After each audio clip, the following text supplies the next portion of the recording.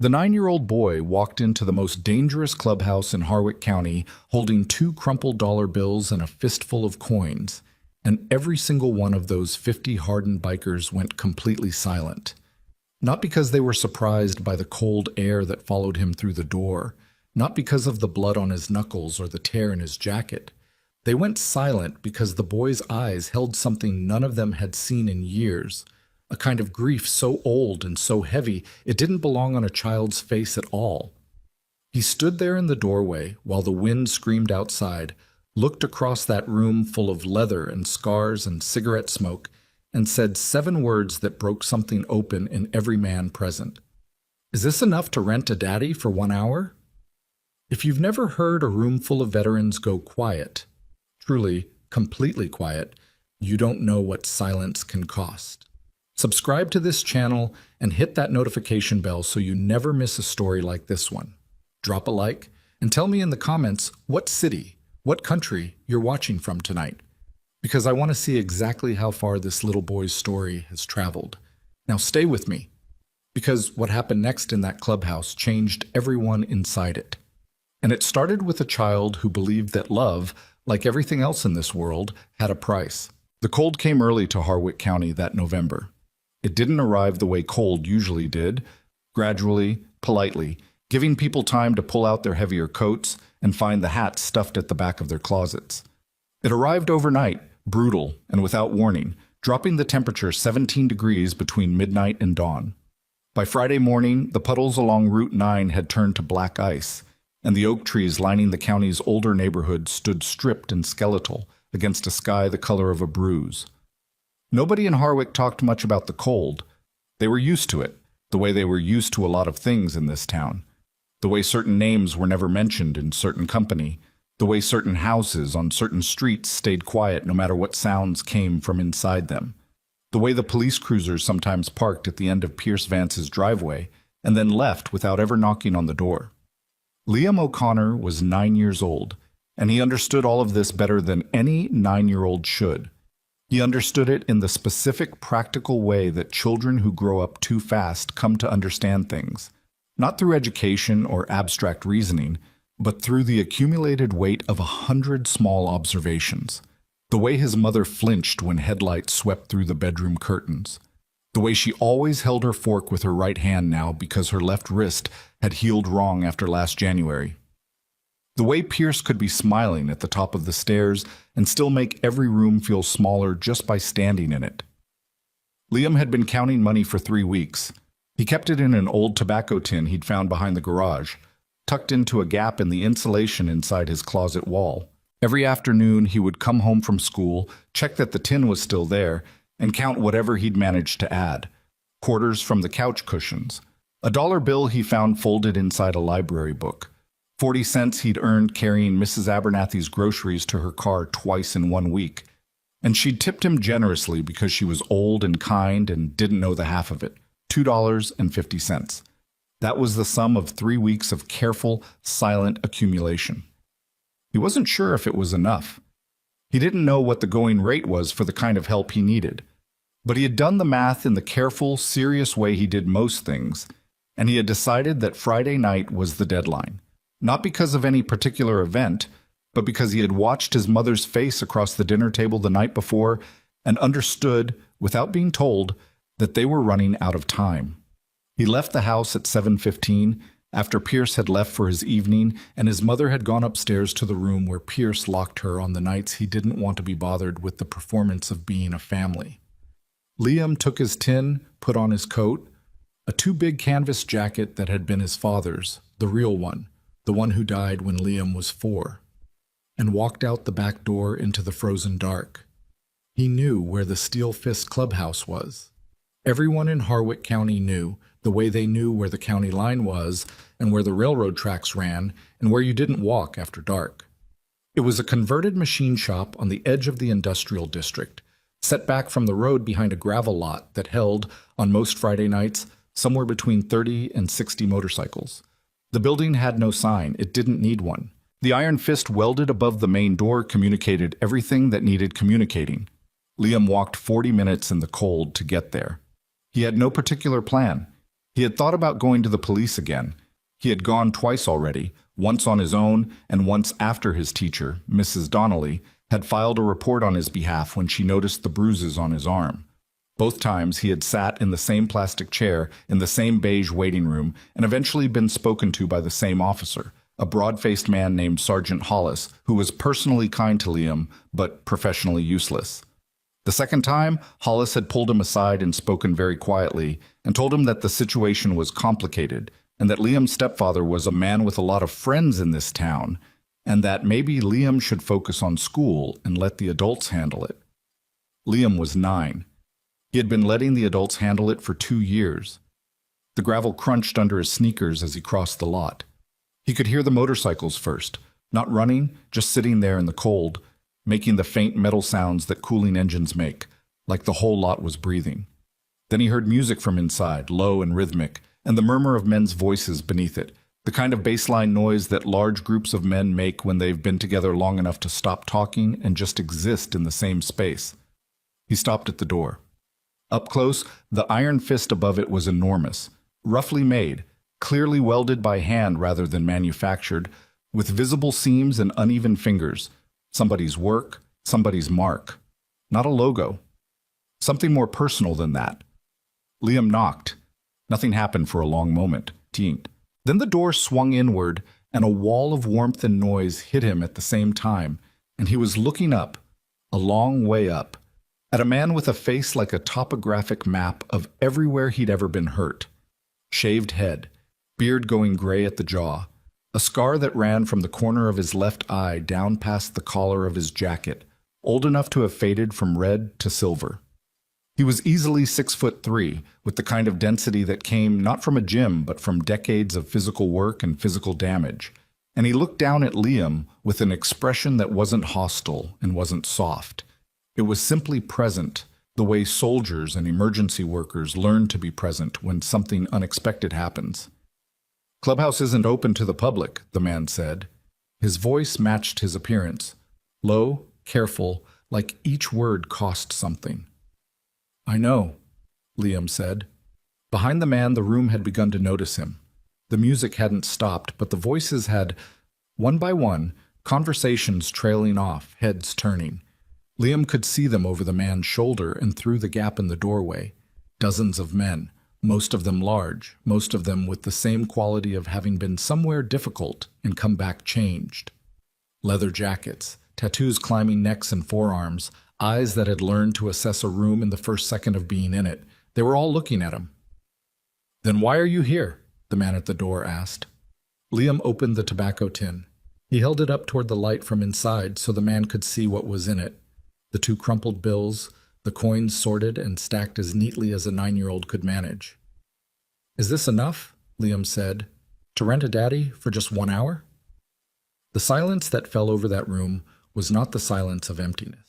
It was the silence of 50 men having the same thought at the exact same moment, a thought none of them could have articulated but all of them recognized, somewhere below the level of language, somewhere in the part of them that had been children once and had needed things they were too proud or too scared or too alone to ask for.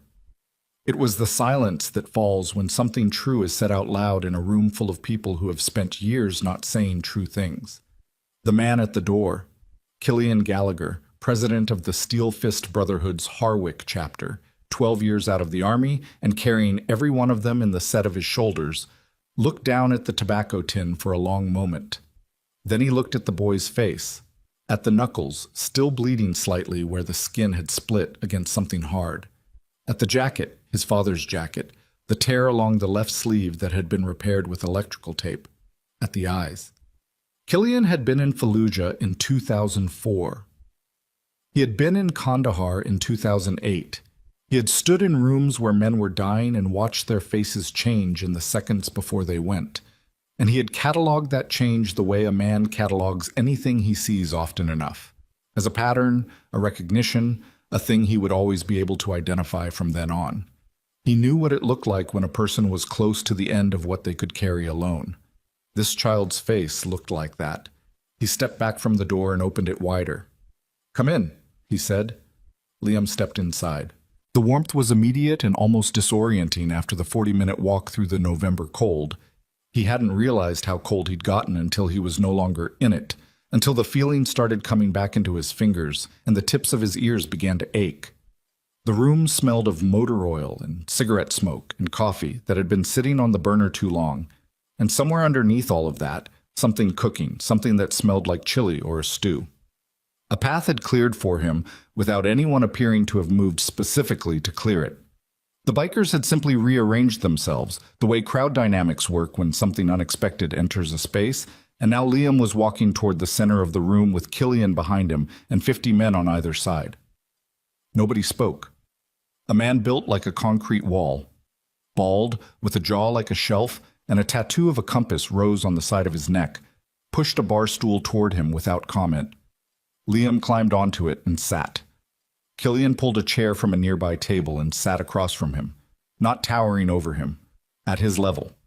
It was a deliberate choice, Liam registered, though he wouldn't have been able to name it as such. "Tell me what happened," Killian said. And Liam told him. He started with the basics. Stepfather, attorney, 3 years of marriage to his mother, the way things had been fine for the first year, and then not fine, and then worse. He talked about the bruises he'd seen and the ones he'd guessed at by the way his mother moved. He talked about the night in March when he'd called 911 and the police had come and Pierce had met them at the door in his robe, calm and articulate and faintly amused, and they had left without going inside. He talked about Mrs. Donnelly and the school report, and Sergeant Hollis and the phrase, "a man with a lot of friends in this town." He didn't cry. His voice was very flat and very even, the way voices get when they've been telling a hard story to themselves alone for so long that they've worn a groove in it, a path through it, and the emotion is calcified somewhere around the words. "I tried everything I could think of," he said. "I went to the police 2 times. I told my teacher. I tried to call my uncle, but his number doesn't work anymore. I thought about—" He stopped, reconsidered. "I thought about a lot of things." Killian was watching him the way Killian watched most things, without visible expression, but with the kind of attention that communicates itself through stillness rather than movement. Around them, the room remained quiet. Somewhere near the back wall, a man who had been eating a bowl of something set it down slowly, without looking away from Liam. "Who's your stepfather?" Killian said. "Pierce Vance." The quality of the silence changed. Killian's jaw tightened slightly, the only movement in his face. He looked up and found, without searching for him, a lean man with silver-streaked hair and reading glasses pushed up on his forehead, seated at a table near the window. The man had a laptop open in front of him and had clearly been doing paperwork before Liam arrived. Their eyes met. Something passed between them that wasn't a question and wasn't an answer, but was a kind of acknowledgement. "Yes, that name. Yes, we know that name."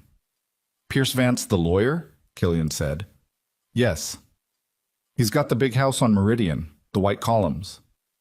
"Yes." Killian was quiet for a moment. "And where's your mother right now?" "Home." A pause. "He locks her room when he goes out." The man with the compass rose tattoo looked at the ceiling. The man with the bowl of food put his elbows on his knees and pressed his hands together. Somewhere near the door, someone exhaled. Liam watched Killian's face and tried to read it the way he had spent years learning to read adult faces, for the signs that told you when a conversation was over, when a promise was being made without words, when an adult was about to say something kind that meant nothing. He was braced for the kind version of uselessness, the version that came with warmth. He was not braced for what Killian actually did. Killian reached out and took the tobacco tin out of Liam's hands. He held it for a moment, looking at the 2 bills and the stacked coins. Then, very slowly, very deliberately, he lifted it and pressed the flat of it against his chest, against the steel fist patch on the left side of his jacket, over where his heart was. "Tonight," Killian said very quietly, "you didn't hire a biker." He looked at the boy. "You found a family." Liam heard the words. He understood them.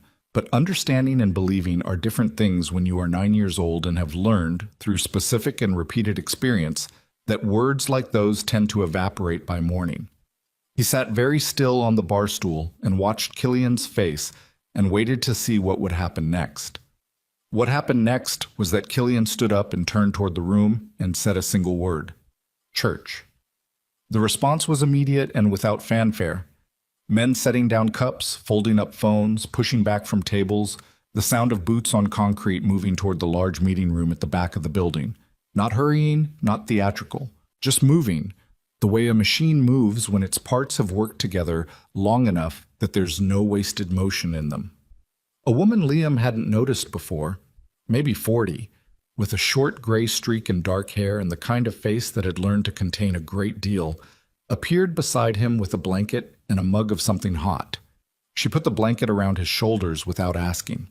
She set the mug on the bar beside him. Hot chocolate, he discovered, with a slightly burned smell that suggested it had been made quickly. She looked at his hands. "Can I clean those?" she said. He looked down at his knuckles.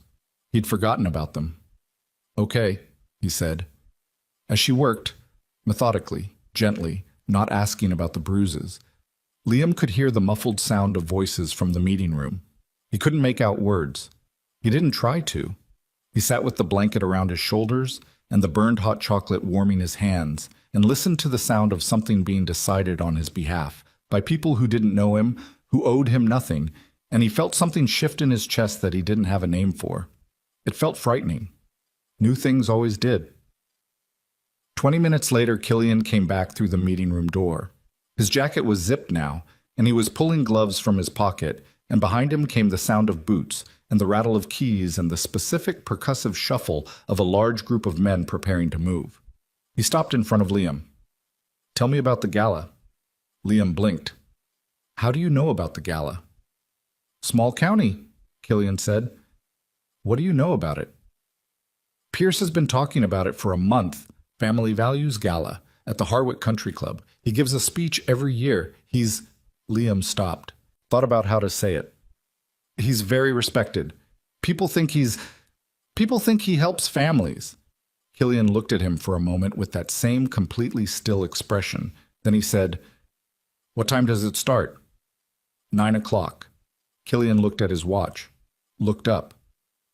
"Then we have time." He reached down and did something Liam wasn't expecting.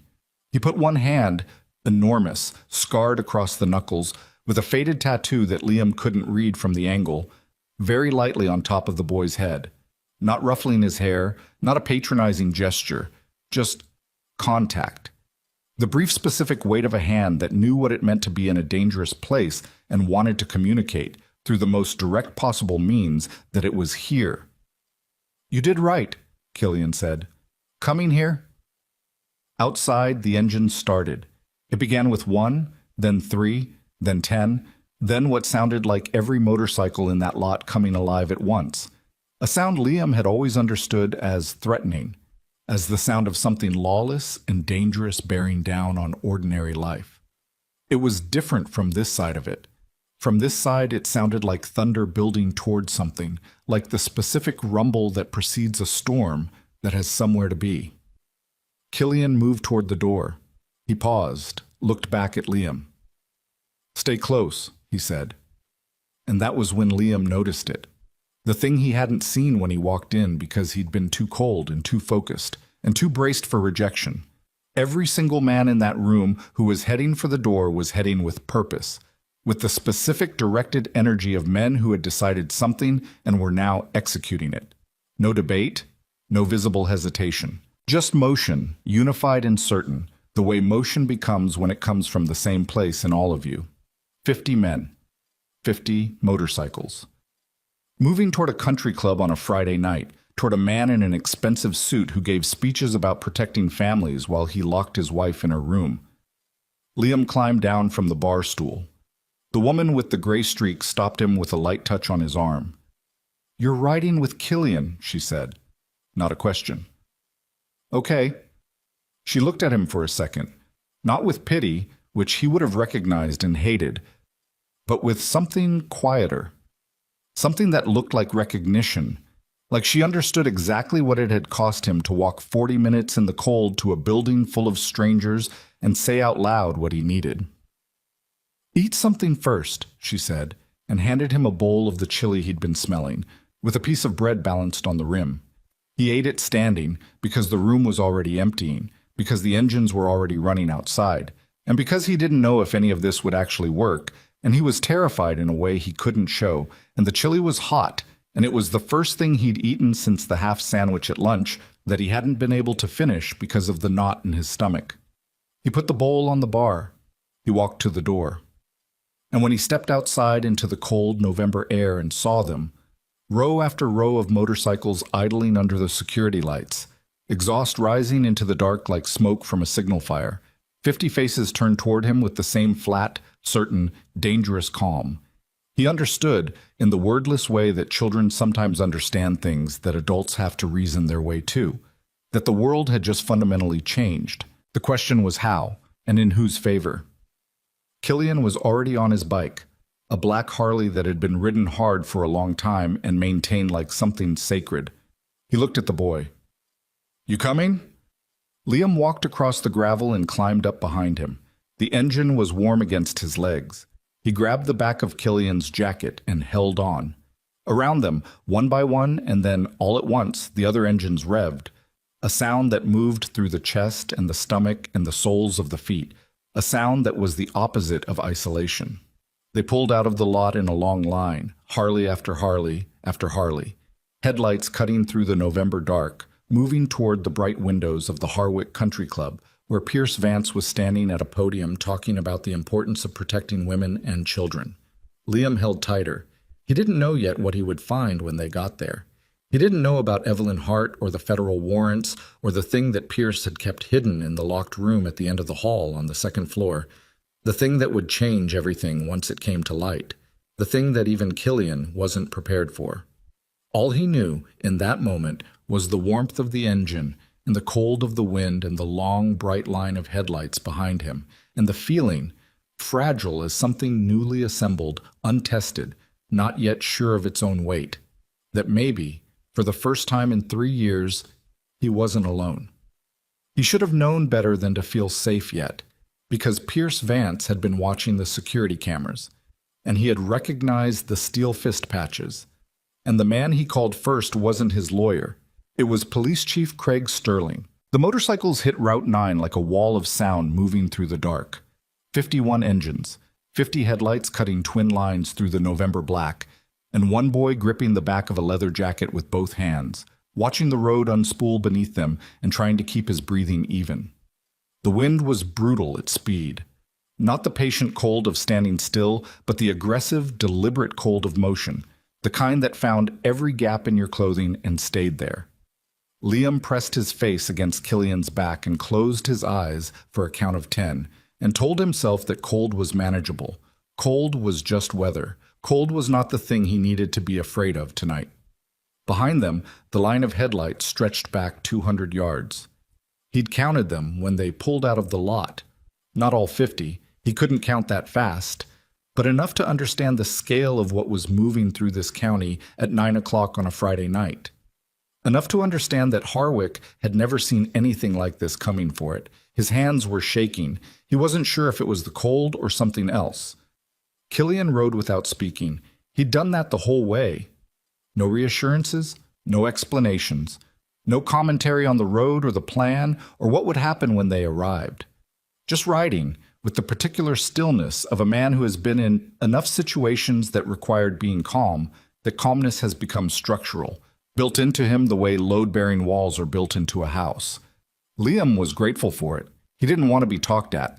He wanted to arrive. The Harwick Country Club sat on 12 acres of manicured grounds at the east end of Meridian Boulevard, behind a wrought iron fence and a long driveway lined with stone lanterns that cost more than most people's cars. Liam knew the grounds because Pierce had driven him through them once, early in the marriage when Pierce was still performing the role of stepfather with some degree of effort, and had told him the names of the trees and the history of the club's founding in a tone that communicated these were important things Liam should be grateful to be learning. Liam had looked out the car window and felt nothing except the specific discomfort of being in a space that made it very clear he didn't belong there. The motorcycles slowed as they turned onto Meridian. Killian dropped a hand from the handlebar briefly, just a gesture directed backward, to the column of riders behind them, and the engines throttled down in sequence, one after another, the sound changing from thunder to a low collective growl. Coordinated, deliberate. The kind of adjustment that comes from a group that's moved together enough times to understand signals without words. They stopped at the entrance to the club's driveway, engines idling. Through the wrought iron fence, Liam could see the main building lit from within. Tall windows blazing warm and gold against the dark. The silhouettes of well-dressed people moving beyond them. The occasional flash of a camera. Valets in red vests moved along the driveway. There were 2 police cruisers parked near the entrance, positioned visibly, the way police presence at private events is always positioned. Not for protection, but for optics. For the communication that this space and its occupants have the institutional backing of the law. 2 units, said a voice from behind them. Liam turned. A compact, wireframe man on a dark green Road King had pulled alongside Killian, maybe 45, with close-cropped gray hair and the remnants of a bad burn on his left forearm that the jacket didn't quite cover. His road name was Priest, though he'd never explained it to anyone who asked, and nobody pressed.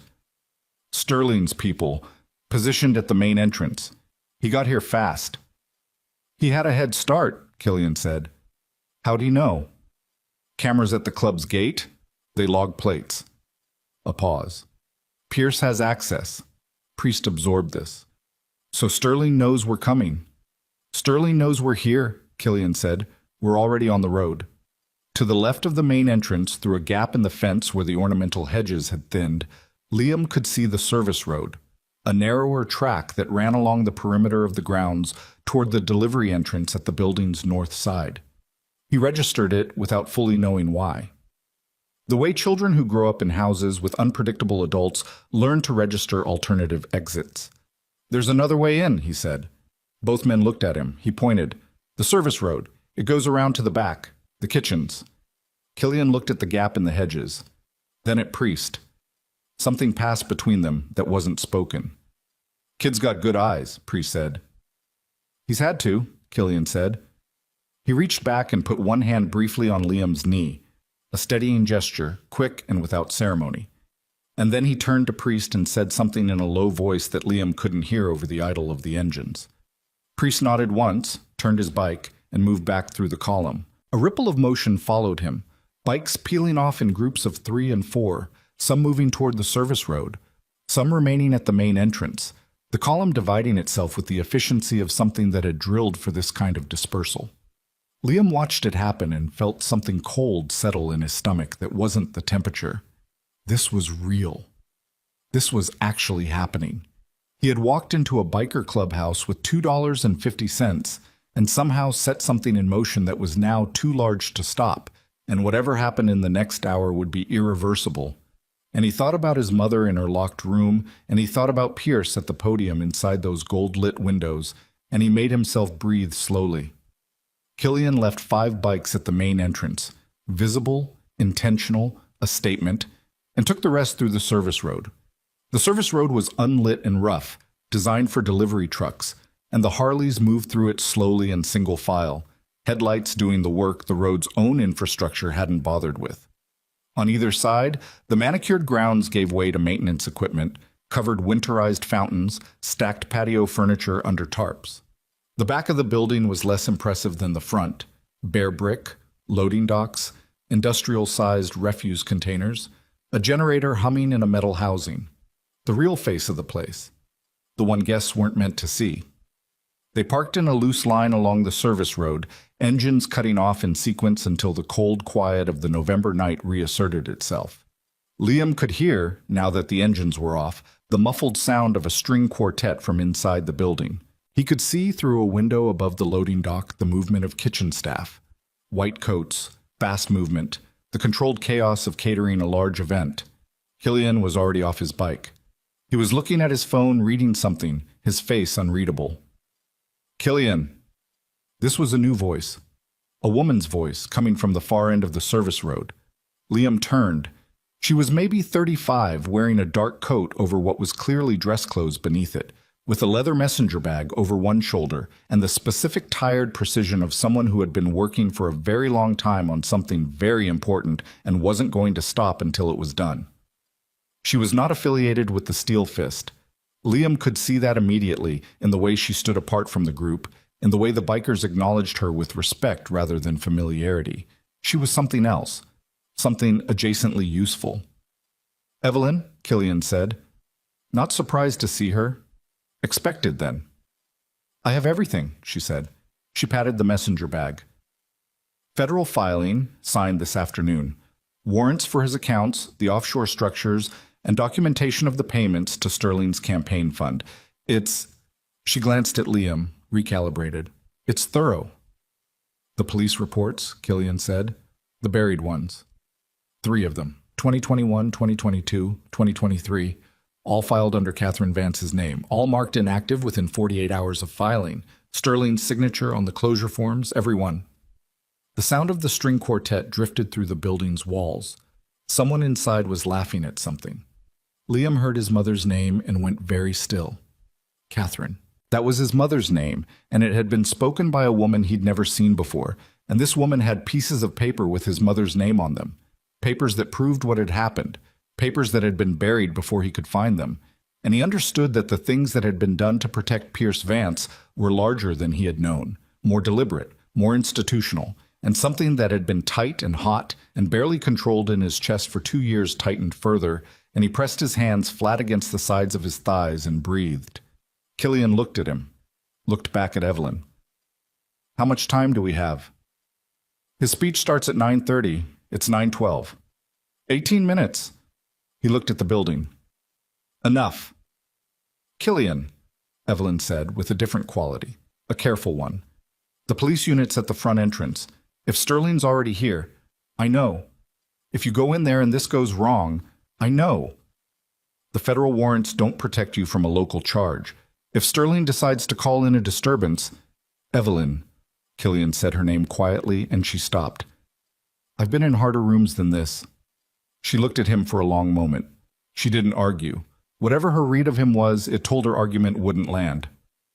"The room is full of people," she said instead. "Donors, attorneys, county commissioners. His entire network will be present." "Good," Killian said. She blinked. "Good? Then there won't be anyone left who hasn't heard it." He turned to the group. 4 come with me through the front. The rest hold positions. Nobody moves until I give the signal. This doesn't get loud unless it has to." There was no discussion. Priest nodded. A large man named Decker, heavy-set, with a silver braid and the slow economy of movement that very large men sometimes have, fell in behind Killian without being asked. 2 others joined them, both moving with the same contained deliberateness. Killian looked at Liam. "You stay with Evelyn," he said. "No." The word came out before Liam had decided to say it. He met Killian's eyes. "I need to be there." A long pause. "He needs to hear it from me," Liam said. He kept his voice flat and even, the way he always kept it now, the way he'd learned to keep it when dealing with adults who would use any sign of emotion against him. "Pierce, he needs to see me there. If I'm not there, it's just men he doesn't know telling him things he'll find a way to explain. If I'm there—" "If you're there," Killian said carefully, "you become a target." "I'm already a target," Liam said. "I've been a target for 2 years." The silence that followed was not Killian considering whether the boy was right. It was Killian confronting the fact that the boy was right and deciding what to do about it. Evelyn spoke quietly. "He's not wrong." Killian looked at her, looked at Liam. His jaw was tight. That same slight tension Liam had noticed in the clubhouse when Pierce's name was first spoken, like a man keeping something contained through will rather than ease. "You stay behind me," he said finally. "You don't go ahead of me at any point. You don't speak until I tell you." "Okay." "If it goes wrong, you run. Evelyn will be at the service entrance. You go to her."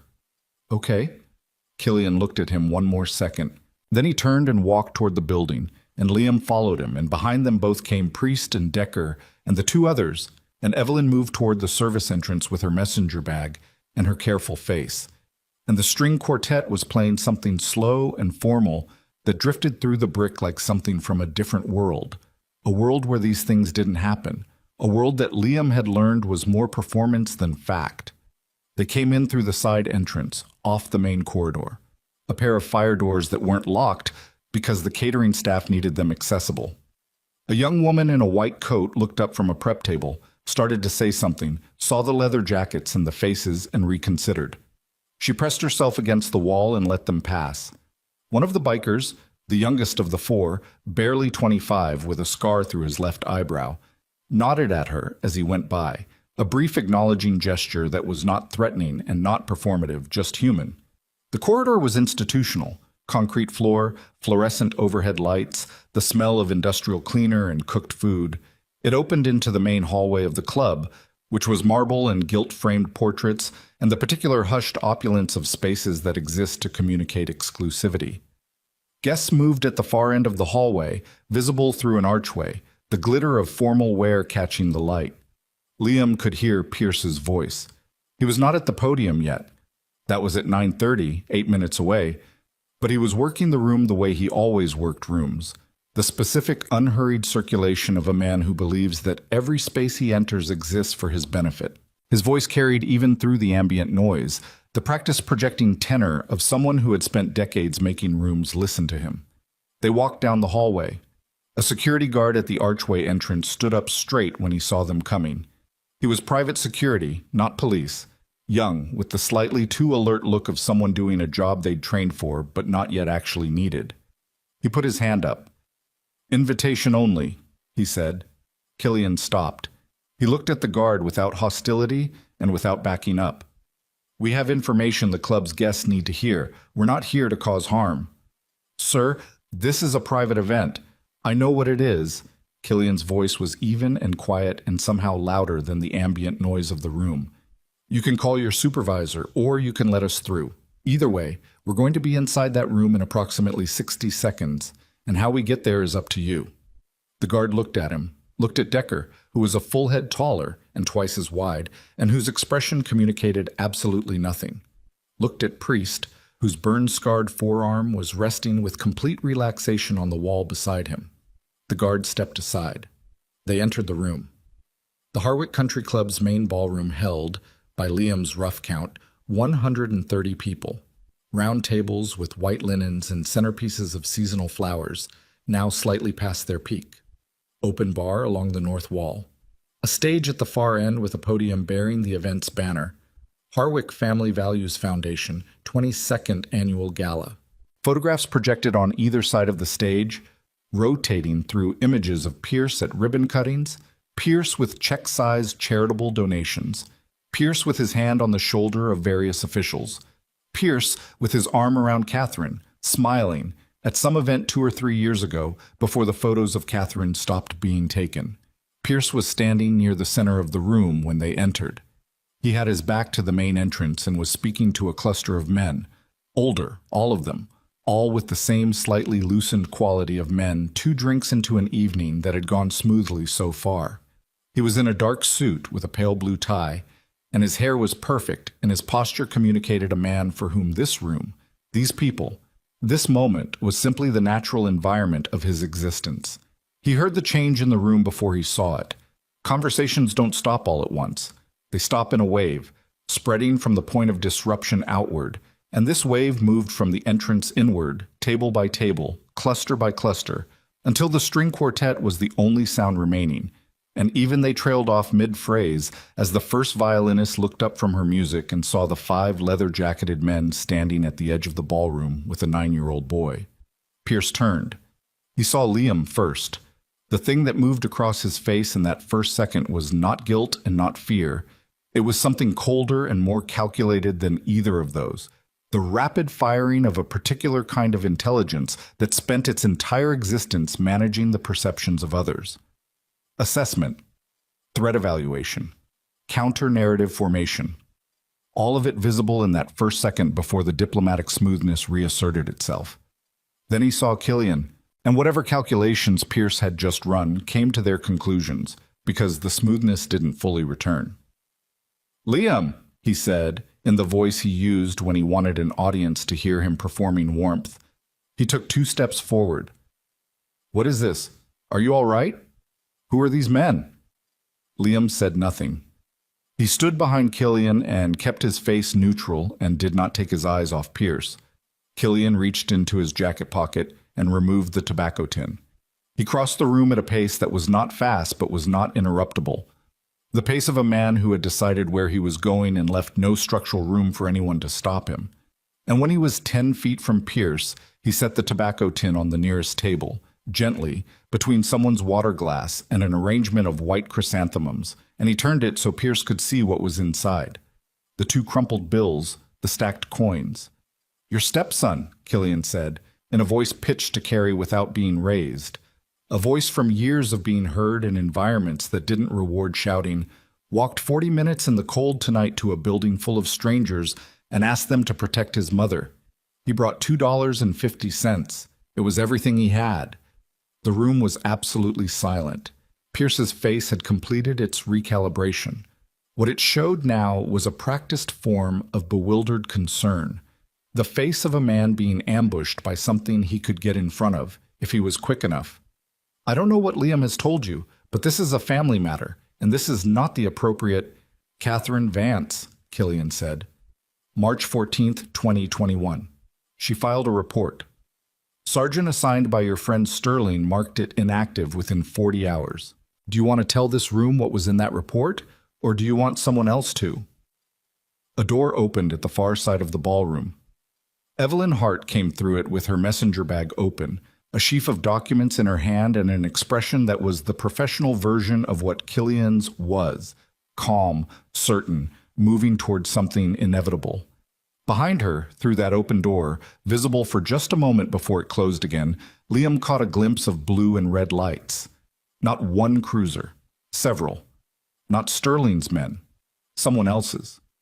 Pierce saw the documents, and this time the diplomatic smoothness did not come back, and what Liam saw underneath it, in the tight white line around Pierce's mouth, in the slight backward shift of his weight, in the way his eyes moved to the exits and then back, was something he recognized from the house on Meridian, from the locked doors and the lowered voices and the 3 years of managed, carefully maintained control.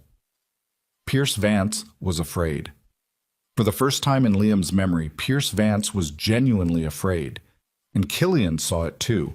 He stood there in the middle of the ballroom with 50 years of other people's damage written across his face and the steel fist patch on his jacket catching the chandelier light, and he looked at the man who had locked a woman in her room on a Friday night while he came here to give speeches about protecting families. And the thing in his expression was not triumph and not rage. It was something more exhausted and more permanent than either. It was recognition. The specific, costly recognition of a man who had seen exactly this kind of damage done by exactly this kind of man in exactly this kind of setting, and had not been able to stop it once, long ago, in a different house in a different county, before he knew what to do with what he'd seen. He was not going to be that person again. The room held its breath. And then Pierce Vance did the thing that broke whatever thin ice the situation had been balanced on. He looked past Killian, past Evelyn, past all of it, and he fixed his eyes on Liam, and he said very quietly, with the full weight of 3 years of practice control behind the words, "You're going to regret this." Not a threat exactly, spoken too quietly for most of the room to hear. But Liam heard it. Killian heard it. Priest standing 4 feet away heard it. And the look on Killian's face changed. Not much. A fraction of a degree in the set of his jaw, a slight stilling of an already still face. The kind of change that would be invisible to anyone who didn't know what to look for, but that the men who rode with him had learned over years to recognize immediately, because it was the same look he got in the seconds before something became irrevocable. He turned his head toward Priest without turning his body. A single short look. Priest was already moving toward the door. Outside, through the walls of the ballroom, came the sound of the remaining steel fist motorcycles. Not pulling away, not leaving, moving closer, taking up positions along the country club's perimeter, parking in long visible rows along Meridian Boulevard, engines cutting off in sequence like a countdown reaching its final numbers. Decker's phone buzzed. He looked at it, looked at Killian. "Chapter 2 just arrived," he said. 43 bikes. "Chapter 3, Killian said. 20 minutes out." Pierce heard this. He was still looking at Liam, and his face had gone a color that was not quite gray and not quite white. He said, "What is this?" Killian looked at him with that exhausted, permanent recognition. "This," he said, "is what happens when a 9-year-old boy runs out of people to ask." Evelyn had reached a table near the stage and was laying out documents. Organized, sequenced, the visible architecture of everything Pierce had spent years constructing barriers against. Several guests were already moving toward her, the ones whose expressions showed curiosity rather than alliance, the ones for whom the evening's narrative had just fundamentally shifted. One of them was a woman in a gray dress who identified herself to Evelyn in a low voice and who Evelyn then addressed as Assistant U.S. Attorney. She was not here by accident. She had been here the whole time, attending the gala in her private capacity, and was now very clearly no longer in her private capacity. The room had crossed a threshold. Liam could feel it. The specific moment when a situation moves from volatile to decided, when the outcome is no longer uncertain even if the mechanics of it are still in motion.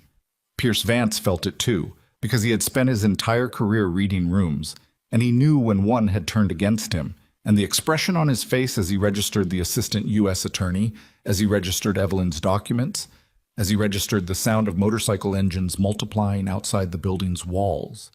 That expression was the most honest thing Liam had ever seen on his stepfather's face. He looked like a man discovering that the ground beneath him had been something other than solid for a very long time. "You should call your lawyer," Killian said. "Not Sterling, a real one." Pierce said nothing. "The federal warrants cover the accounts in the Cayman structure," Evelyn said from the table, to no one in particular, and everyone present. "The state filings will cover the abuse reports. The civil case will be filed separately." She looked up. "Mr. Vance, you have the right to be represented before you say anything further."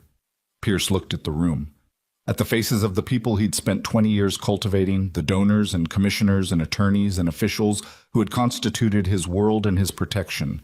Some of them were already looking at their phones. Some were in quiet conversations with each other that had the particular urgent quality of people recalculating their positions.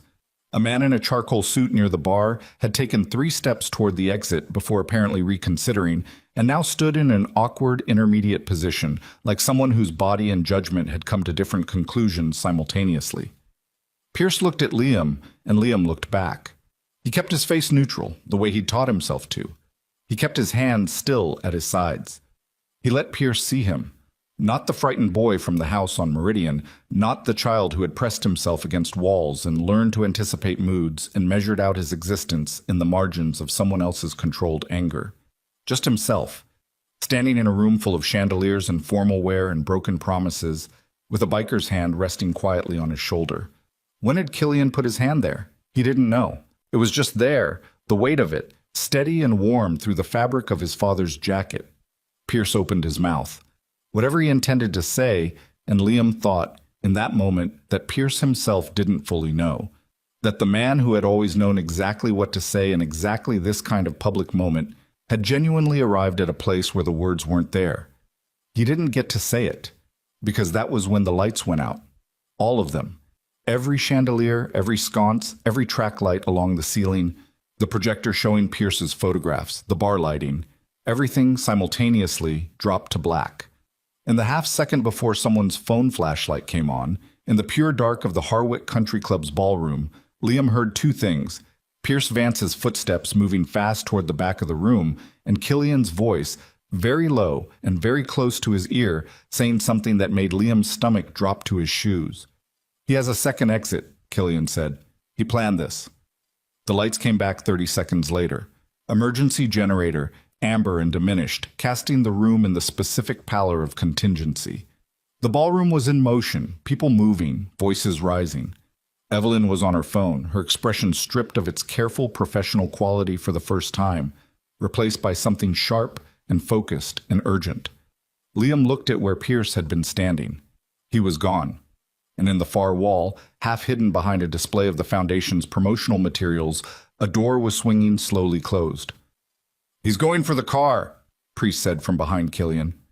"He's going for the house," Liam said. Both men looked at him. His voice was still flat, but his hands had stopped being still. They were clenched at his sides, tight enough that the split skin on his knuckles had opened again, and he could feel the slow, warm movement of blood against his palm. And he said it again because he needed them to understand. "He's not running. He's going back to the house." "Why?" Killian said. Liam looked at him and said the thing he hadn't said in the clubhouse, the thing he'd held back because he hadn't been sure, because the knowing of it had been a particular kind of knowing, the kind that lives in the body before it lives in the mind, the kind that comes from 3 years of watching a man move through a house like he owns everything in it, including the people. "Because my mother is still in that room," Liam said, "and if he's going down, he's not going down without leverage." The silence that followed lasted exactly 1 second. Then Killian was moving, and Liam was moving with him, and behind them both the room erupted into the organized chaos of something that had crossed the line from confrontation into... The motorcycles hit Meridian Boulevard before Pierce's car did. That was the only advantage they had. Not knowledge of the route, not police cooperation, not institutional authority of any kind. Just engines and the specific geometry of a Friday night, the way the country club's main driveway funneled all departing vehicles through a single exit, while the service road let the steel fist bikes back onto the boulevard 200 yards ahead of it. Killian ran that calculation in the 3 seconds it took him to reach his Harley, and he didn't share it with anyone because there was no time, and everyone who needed to know already knew. Liam was on the back before the engine finished turning over. He hadn't asked. He hadn't been told. He simply climbed on with the particular economy of a child who has learned that the window between a decision and its execution is very small, and waiting inside it is dangerous. Killian felt the shift of weight behind him and said nothing and pulled out onto the service road at a pace that was not cautious. The rain started 3 blocks from the club, not gradually. It arrived the way the cold had arrived that morning, suddenly and without apology, heavy drops that hit the asphalt and the leather and the back of Liam's neck and ran down inside the collar of his father's jacket. Within 30 seconds, the road surface had changed character, the dry concrete becoming something more complicated, more negotiable, requiring the constant small adjustments that experienced riders make automatically, below the level of conscious thought. Killian made them. The column of bikes behind him made them. Nobody slowed down. The house on Meridian was 4 minutes from the club at this speed. Liam pressed his face against the back of Killian's jacket and watched the road appear and disappear in the headlight's reach, and thought about his mother and tried not to think about what Pierce's face had looked like in the half-second before the lights went out. Not frightened, he realized now, not truly frightened, but rather the face of a man executing a contingency. A plan that had been made before tonight, made for exactly this scenario, which meant Pierce had known this was coming. Not the bikers specifically, not the steel fist, but the general shape of it, exposure, accountability, the collapse of the structure he'd maintained. He had known it was possible. He had prepared. That was a different kind of man than the one Liam had been describing all night. And the difference mattered in ways he was only now beginning to calculate. They turned onto Meridian. The house was visible from a block away, white colonial, the columns Pierce had named for him from the car window years ago, the long driveway lit by ground-level lighting that cast everything in a cold blue-white. From the street it looked the same as always, composed, impeccable, the architectural performance of a family that had everything in order. The front door was open. Not ajar. Open. Wide, the way doors go when someone has moved through them too fast to bother closing them, and the light from the entryway fell in a yellow rectangle across the front porch and down the steps. And from the street, Liam could see it and feel something in his chest constrict in a way that was distinct from fear. More specific than fear, more targeted, the body's response to a threat it has catalogued before. Killian stopped the bike at the foot of the driveway. The other bikes spread out along the street without being directed, flanking positions, visible, deliberate, not blocking exits, simply present. The engines cut off in a rolling sequence, the sound dying back until the only things audible were the rain on the asphalt and the distant bark of a dog somewhere and the soft creak of the open front door moving slightly in the wind. "Stay here," Killian said. "No," Liam said. "Liam, she's my mother." His voice didn't shake. It had the same flat, worn quality it had when he'd told the story in the clubhouse, the voice of a person who has made a decision by exhausting every alternative. "I know that house. I know where he goes. You don't." Killian turned to look at him. Rain ran down the scar on his face in a thin, dark line. He held the look for 3 seconds, Liam counted, and then he turned back to the house and said, "Tell me the layout." "Entryway, main hall straight back to the kitchen. Staircase on the right, second floor, 6 rooms. Her room is at the end of the hall on the left." Liam stopped. Something he'd been carrying rearranged itself. "He keeps the key on a hook inside his office. First door on the right at the top of the stairs." "Where else would he go?" "The garage. It's connected through the kitchen. He keeps—" Another stop. Longer this time. "He keeps things in the garage." Killian looked at him. "What kind of things?" Liam said nothing for a moment. The rain came down. From inside the house came a sound that might have been footsteps or might have been nothing. The house settling, the wind, the specific acoustics of an empty entryway. "A safe," Liam said finally. "Under the workbench. I saw him open it once. He didn't know I was there." "What's in it?" "I don't know. He closed it when he heard me." Priest appeared at Killian's left shoulder, moving through the rain without apparent notice of it, the way some people move through weather as though it's a personal matter between them and the weather lost. "No lights on the second floor," he said. "Movement in the garage. I can see it through the side window. One person." Killian looked at the house for one more second. Then he walked up the driveway. Liam went with him. Nobody stopped him. Decker fell in behind, huge and quiet in the rain, boots soundless on the wet concrete in the way large men sometimes move when they have decided to be careful. Priest flanked left, moving along the edge of the property, toward the side of the house, and the garage windows he'd already identified. The entryway smelled like Pierce's cologne and the cold air that had followed him through the door, and something underneath both of those, something that Liam's body recognized before his mind did, that made him stop 2 steps inside and stand very still with his hands at his sides and breathe through it. Fear sweat. The specific chemical signal of extreme stress, different from exertion sweat, older than language, the thing mammals have been secreting at each other since before they had words for what they were communicating. It wasn't his. He wasn't sweating. It was in the air of the entryway, left there by whoever had come through in the last 10 minutes. Pierce had been afraid when he came through this door. Killian had stopped 1 step ahead of him, and Liam looked up to find that Killian was looking back at him with an expression that said he had noticed the same thing and had drawn the same conclusion, and it had not reassured him. They moved down the main hall. The kitchen was empty, lit by the single overhead light that was always left on. Pierce's policy, a rule without explanation that Liam had learned early, was not a policy to question. The back door to the garage was closed, but not latched, a thin line of yellow light at the bottom edge. Killian put his hand against it. He looked at Liam, who nodded. "Yes, that's the garage. Yes, go through." He pushed it open. Pierce Vance was at the workbench with the safe open and both hands inside it, and he turned when the door opened with the speed of a man whose nervous system was already running at maximum, and what he was holding when he turned, what he pulled out as he turned, reflexively, the way a hand goes to what it knows, was a stack of documents, not a weapon, just papers bound with a rubber band, and he stood there in the garage light with his perfect hair destroyed by the rain and his expensive suit soaked through and the papers in his hand, and he looked at Killian and Liam and Decker in the doorway, and his chest was heaving. "Where is she?" Killian said. Not a question. Pierce said nothing. His eyes moved to Liam and the calculation ran again behind them. The rapid professional assessment, but slower now, less certain. A machine running on diminished power. "Pierce." Killian took 1 step into the garage. "Where is Catherine?" "This is my house," Pierce said. His voice had shed its public quality entirely.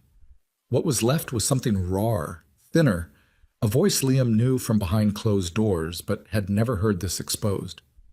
"You have no right to be here. You have no legal—" "Where is she?" "She's upstairs. She's fine. She's always—" He stopped, changed direction.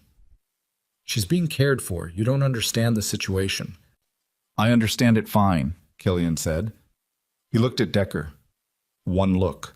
Decker turned and went back through the kitchen door, and his footsteps moved down the hall and began climbing the stairs, and the sound of them was steady and even and entirely without urgency. The footsteps of a man who has been given a task and will complete it. Pierce watched the direction Decker had gone. His hands tightened on the papers. "What's in those documents?" Killian said. Pierce looked at him. "Nothing that concerns you."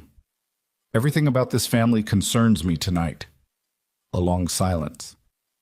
The garage smelled of motor oil and the rain on the concrete outside and something chemical. Cleaning solvent, maybe, or something older and less identifiable. A single work light hung from the ceiling on a cord, and it swung fractionally in the draft from the open door, casting moving shadows across the walls. Pierce made a decision. Liam saw it happen. The specific micro-expression of a man choosing between options and selecting the one that felt most like control. And it was the wrong choice. It was the choice that a man makes when he has been managing perceptions for so long that he defaults to it, even when management is no longer possible. He held out the documents toward Killian. "Take them," he said. "Take them and go. These prove nothing about what's happened here. They're financial records, personal records. If you take them, the federal case becomes contaminated, evidence obtained without—" "I don't want your documents," Killian said. Pierce blinked. "Then what? I want to know what's in them. You can keep them." The distinction took Pierce a full second to process. And in that second something shifted in his face. The management finally, fully, giving way. And what was underneath it was not the monster Liam had sometimes tried to construct in his mind, because monsters were comprehensible. Monsters had a shape. What was underneath was something more ordinary and more terrible. A man who had organized his entire existence around the protection of his own position and had arrived at the moment when that position no longer existed and did not know who he was without it. Priest came through the side door of the garage, the exterior door, the one that opened onto the side yard. He was wetter than before, which meant he'd been outside, around the perimeter. He looked at Killian, and his expression was the opposite of neutral. "Killian," he said, "come look at something." The quality of his voice stopped everything in the room. Killian looked at him for 1 second. Then he looked at Pierce. Then he crossed the garage to where Priest was standing in the exterior doorway, and Liam followed. He was not going to stand in a garage alone with Pierce Vance, not now, not after everything. And Priest led them 3 steps out into the side yard, into the rain, to a section of the exterior wall where a window looked into the garage's secondary storage room, the one Pierce kept locked. The lock was on the outside. Priest had his phone out, flashlight on, and he held it at an angle toward the window, and the light went through the glass and illuminated the room beyond. And Killian looked through the glass and went completely still. Liam looked. The room was small, maybe 8 by 10 feet, cinder block walls, concrete floor. It had a cot along one wall, a bucket, a small table with a lamp, not currently lit. A stack of paperback books, spines creased and broken from repeated reading. A photograph taped to the wall beside the cot. Small, printed on regular paper, the kind you print from a home printer. That Liam recognized even from this angle and this distance and through rain-streaked glass because he had looked at its original enough times to have it memorized. It was him, age 5 or 6, sitting on a porch step in summer. His mother had taken that photograph. He knew because she'd told him that it was her favorite picture of him, that she'd kept it in her wallet until the wallet wore out and then transferred it to her bedside table, and then it had disappeared from the bedside table sometime in the last year, and he thought she'd moved it somewhere and hadn't asked. She had been living in this room, not the bedroom at the end of the hall on the left, the room with the key on the hook in Pierce's office, the room he'd described to Killian 20 minutes ago with the absolute certainty of a child who knew his own house. Not that room. This room. This 8 by 10 concrete room in the secondary garage, with a cot and a bucket and a photograph of her son taped to the wall. Liam put his hand against the glass. He didn't know he was doing it until his palm was against the cold, wet surface of it, and then he stood there with his hand on the glass, looking at the photograph of himself at 5 years old, taped to a cinder block wall, and the thing he had been holding together for the entire night. Through the walk in the cold, through the clubhouse, through Meridian Boulevard in the rain, through the ballroom and the open door and the entryway, and all of it, shifted in his chest with a specific and total completeness, like a structure reaching the exact weight it cannot bear. He didn't make a sound.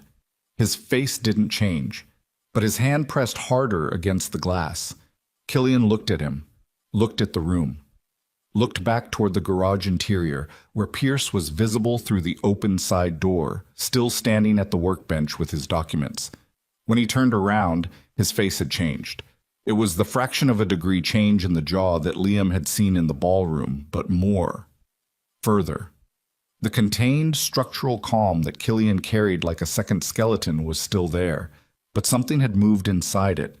Something that the cot and the bucket and the photograph of a 5-year-old boy had reached past all of the layers of it and found. Something that Fallujah and Kandahar and 12 years of trying to outride his own history had not managed to reach, or had reached and cauterized, but this had found the scar tissue underneath. "How long?" Killian said. Not to Liam, to Priest. Priest was looking at the room with the expression of a man who has seen things that cannot be unseen and knows he is adding this to the list. "The cot's got wear on it. The books." He paused. "Months, maybe more." "She wasn't in the bedroom," Liam said. His own voice sounded far away to him, like something being transmitted through water. "She was never in the bedroom." Killian turned and went back into the garage. Pierce saw his face when he came through the door and took one step back against the workbench. He opened his mouth. "Don't," Killian said. It was a single word, and it had nothing performative about it. Nothing that was for the room or for an audience or for any purpose other than the exact communication it contained. Do not speak, because what you say will not help you and may precipitate something irreversible. Pierce closed his mouth. From upstairs through the ceiling came the sound of Decker's footsteps, moving through rooms, the particular sound of doors being opened, the pause and resume of a systematic search. Looking for a woman in a bedroom that was empty, looking and not finding. "Decker," Killian raised his voice slightly, directed toward the ceiling. "Come down. She's not up there." A pause. Footsteps resuming, coming toward the stairs. Killian looked at Pierce and said nothing. The silence between them was not neutral. It was the kind of silence that accumulates weight, that becomes its own form of pressure. And Pierce felt it because the calculation behind his eyes was running and producing nothing useful, and he looked like a man standing on ice that he knows is thinning but cannot step off of. "The key," Killian said finally. "The room in the side storage. Give me the key." "That room is... it's storage. It's..." "Pierce." A second. 2. Pierce reached into his suit pocket and produced a key on a plain ring. No label, no distinguishing features, the key of a room that was not meant to be found. He held it out. Killian took it without touching Pierce's hand. He went back through the side door and Liam followed him through the rain to the exterior door of the storage room, and Killian put the key in the lock and turned it, and the door opened. The smell hit first, not foul, clean, in fact, with the particular over-cleanliness of a space where someone has worked very hard to maintain dignity under conditions designed to remove it. Soap, fabric, old paperback pages, and underneath all of that, something Liam knew from being very close to her in the specific warmth of childhood, his mother's particular human scent, unchanged from when he was small. She was on the cot. Catherine Vance was 41 years old and had been a high school art teacher before her marriage, and had, in the 3 years since, become someone who had learned to make herself very still and very small and very quiet as a form of survival. And that was how she was now, folded carefully on the narrow cot with her back against the wall and her knees drawn up in her eyes, when she opened them, going to the door with the specific reflexive fear of someone whose door opening had never recently meant something good. Then she saw Liam. She made a sound that Liam had never heard her make. It wasn't a word. It wasn't anything that had been shaped by language or intention. It was the sound of something that had been held under enormous pressure being suddenly released, and she came off the cot with a speed that was completely inconsistent with how carefully she'd been holding herself. And she crossed the small room and Liam went toward her at the same time, and they met in the middle. He felt her arms around him. Thinner than they'd been. He registered that immediately. Her arms were thinner, and her grip was harder than it had ever been in his memory. The grip of someone who has spent a long time having nothing to hold and is now holding the only thing that matters. And he pressed his face against the side of her neck and stood very still. And breathed. He still didn't cry. He didn't know why. The capability seemed to have gone somewhere inaccessible, locked behind whatever had been keeping him functional since 7:15. He just stood in his mother's arms in an 8x10 concrete room and held on. Killian stood in the doorway. He did not come inside. He was looking at the photograph on the wall, Liam at 5, Summer, the porch step. And his expression was the one Liam had seen in the ballroom when Pierce made his quiet threat, but further evolved now, changed by the cot and the bucket and the months of wear on the paperback spines. A sound from outside. Multiple sounds. Engine, gravel, movement. Killian turned. Priest was at the exterior door of the garage, and behind him through the open side door came a man Liam had never seen. Tall, heavy-set, in a rain-darkened jacket that was not a steel-fist jacket, with the bearing of someone accustomed to institutional authority. He had a radio on his belt. He had a badge, but it was not a Harwick County badge. Killian looked at him. Marsh. Killian. The man... Federal, Liam understood. This was the federal layer that Evelyn had referenced, the thing that existed above Sterling and his signed closure forms, looked past Killian into the storage room, at Catherine and Liam, and his face went through something brief and unguarded that was quickly professional again. Warrants executed at the club. Vance's accounts are frozen. Sterling's been detained. A pause. We needed to know if she was here. She's here, Killian said. Marsh looked at the room, at the cot, at the bucket, at the photograph. How long? He said. Same question Killian had asked Priest minutes ago. We're still establishing that, Killian said. Marsh was already on his radio, speaking in the clipped sequential language of federal communication, calling in units, calling in a medical team, calling in the specific designations that transformed this from a confrontation at a country club into a crime scene with a living victim. Through all of it, Catherine held Liam, and Liam held Catherine, and neither of them moved.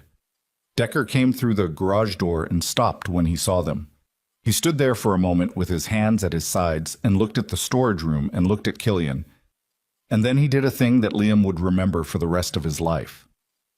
He turned around and walked back into the garage and stood with his back to the room and his arms crossed over his chest and his head down, because he was a man who had come from a place that did not allow for certain expressions, and he needed 30 seconds to get back to that place. Pierce had not moved from the workbench. He was still holding his documents. He was looking at the storage room doorway with an expression that Liam had never seen on him before and would only later, much later, find words for. Not remorse, not guilt, not anything that implied a moral interior that had malfunctioned, something more fundamental than that. He was looking at his wife and his stepson and the room he had put her in, and he was looking at the federal agent and Killian and the consequence structure that was assembled and in motion around him. And he was looking with the expression of a man who had believed completely that he would never be in this room with all of these things visible at once. He had been wrong. That was all. The expression was the expression of a man discovering he had been wrong. Killian crossed the garage to where Pierce was standing. He stopped close enough that Pierce had to look up slightly, though not much. Pierce was nearly his height, which had always, in Liam's observation, been something Pierce resented about Killian without having met him before tonight. The documents, Killian said. Pierce looked at them. His hands had gone slack. The rubber band had come loose and some of the papers had slid sideways, fanning out against his palm. Take them, Pierce said. His voice had no more of anything in it. Take them. Killian took them. He didn't look at them. He handed them backward to Priest without looking, and Priest took them and looked at the top page, and his face did something controlled and quick, and he handed them to Marsh, who looked at the top page and stopped moving for a moment. What is it? Killian said. Marsh looked up at him. His expression had gone through a recalibration that was visible even from across the garage. This isn't just Vance, Marsh said. The rain on the garage roof, the work light swinging slightly on its cord. Sterling's one name on this list, Marsh said. There are 14 others. Killian was still looking at Pierce. Who are they? Pierce said nothing. He had the look of a man who has used up every version of himself and is standing in the remainder. Pierce sites, Killian said. Nothing. Who are they? Pierce looked at him and then past him at the storage room doorway where Catherine and Liam were still visible. And what crossed his face in that last moment before he said it was something Liam understood in the specific way that children understand things they were never meant to know. The look of a man who has held something for so long that even catastrophe is almost a relief. County commissioners, Pierce said. 2 state representatives, the circuit court judge who would have handled any civil filing. He paused. And the federal district attorney. Marsh went very still. Marsh, Killian said without looking at him. Your warrant is signed by a judge in the next district, Marsh said slowly.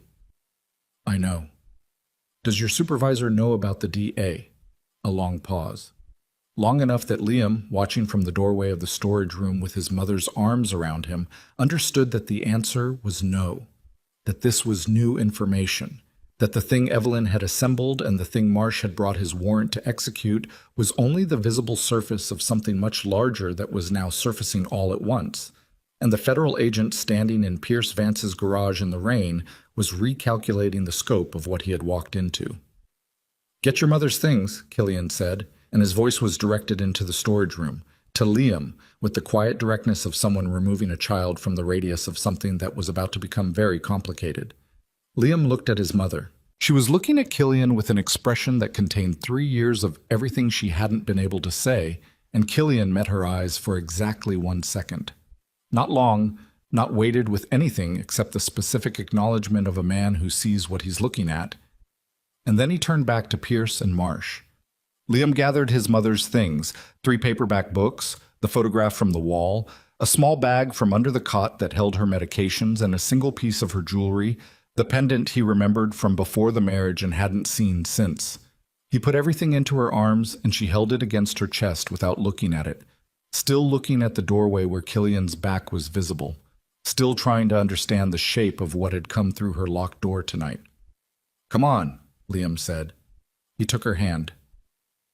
They moved through the garage and past Pierce, who didn't look at them, who was staring at the middle distance with the documents gone from his hands and nothing left to hold, and out through the kitchen door and down the main hall and through the open front door into the November rain. The steel fist bikes lined Meridian Boulevard on both sides, their riders standing beside them in the dark and the wet, and when Catherine came through the door with Liam's hand in hers, every single one of them looked at her with the same expression.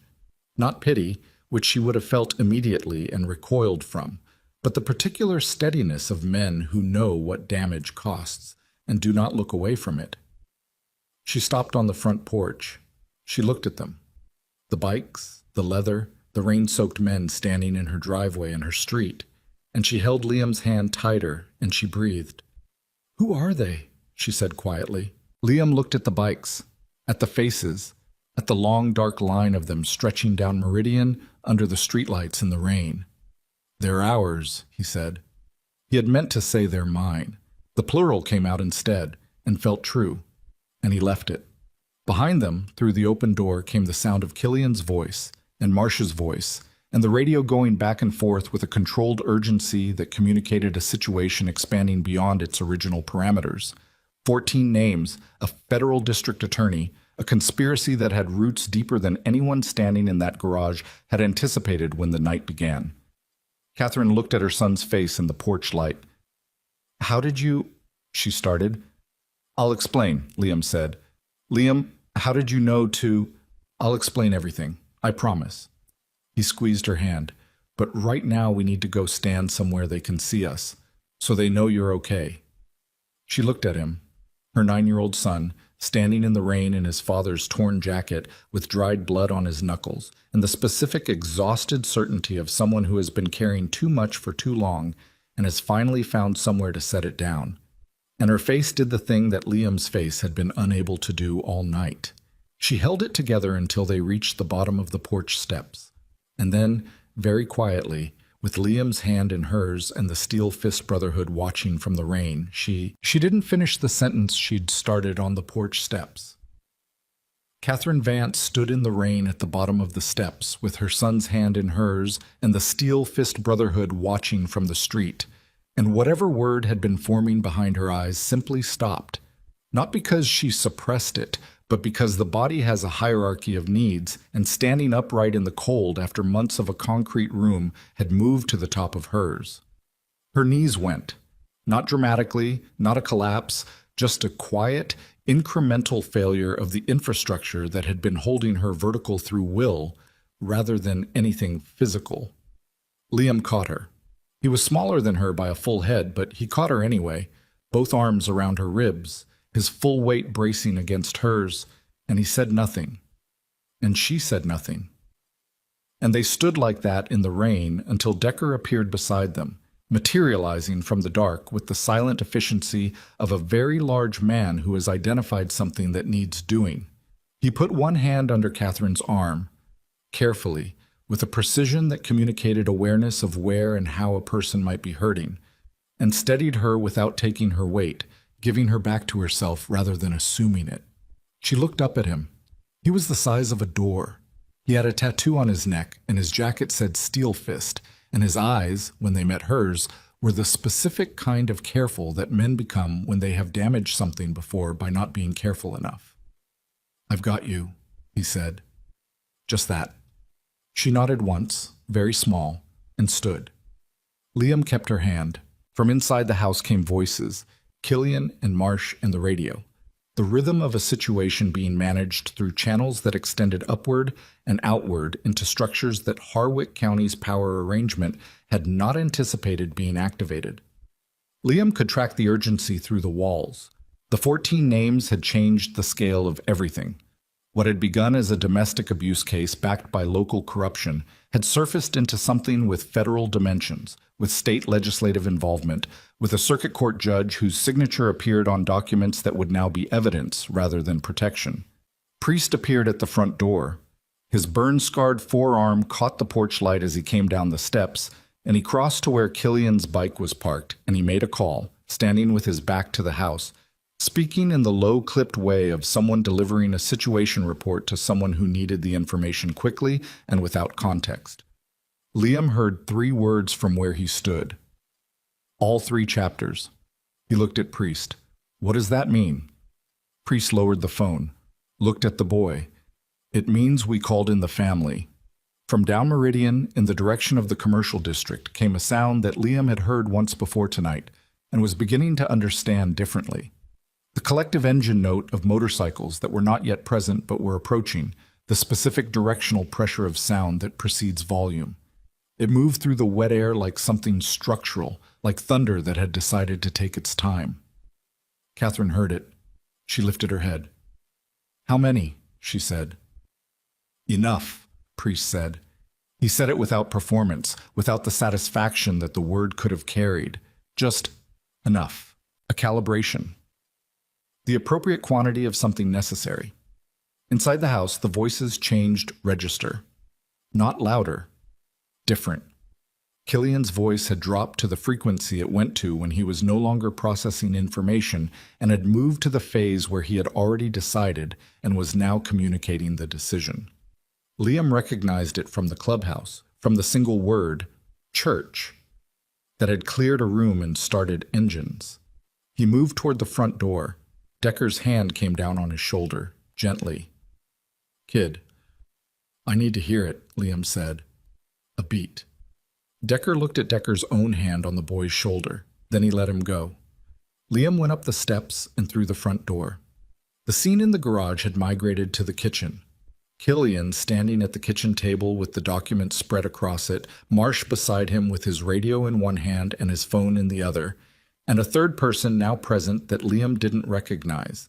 A woman in a dark blazer who had come through the back door and was standing with the particular physical economy of someone trained for situations where extra movement costs something.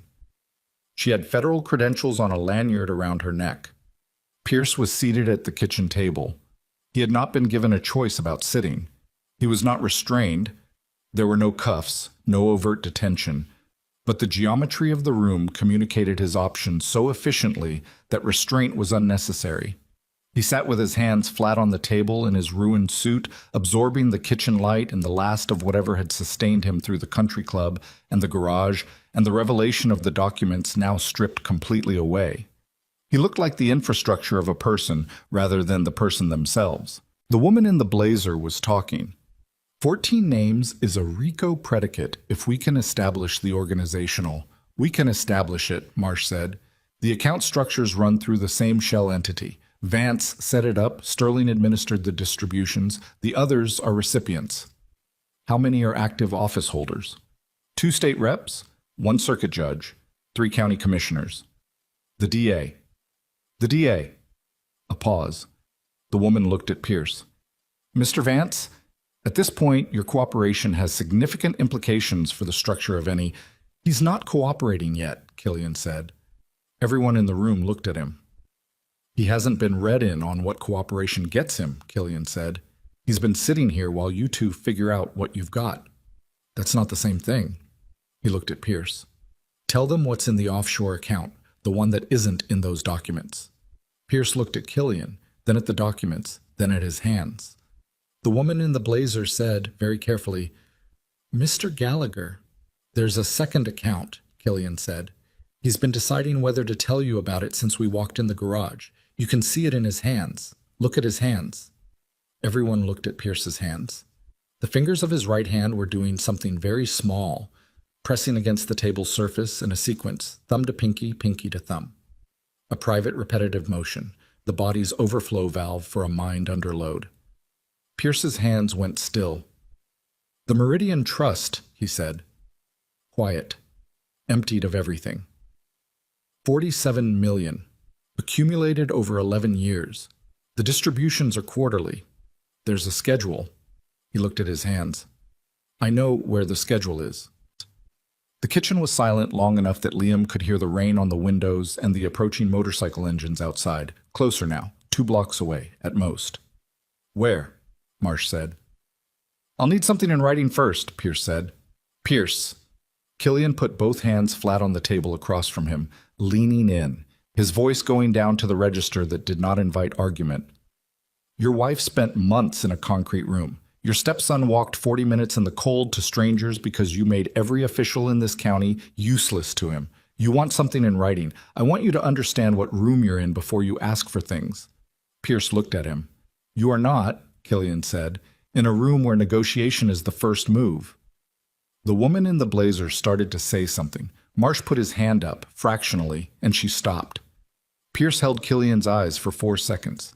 Then he looked at the kitchen wall, at the artwork Catherine had hung there in the first year of the marriage, a small framed print she'd chosen because she liked the colors, that had stayed on the wall through everything because Pierce had never noticed it enough to object to it.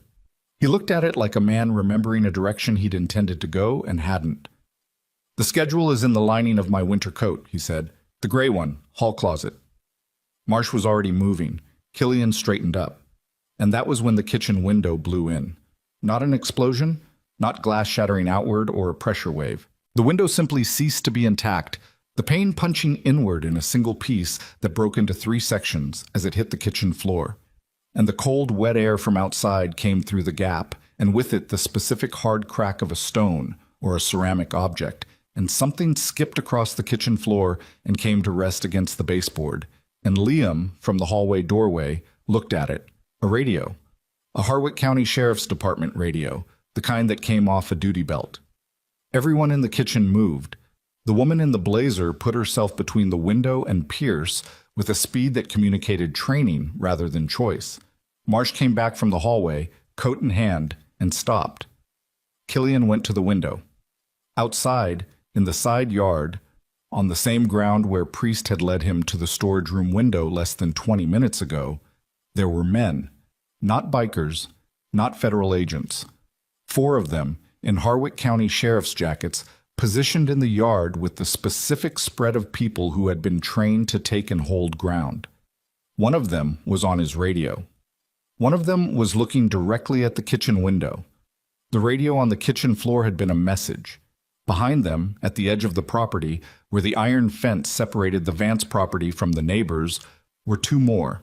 And between them, standing with the particular stillness of a man who has been in worse situations than this one, and therefore does not need to perform the urgency of the current one, was Craig Sterling, Harwick County Chief of Police, Pierce's friend, The man whose signature was on 3 buried abuse reports.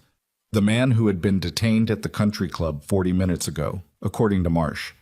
Except he was here. Marsh looked at his own radio.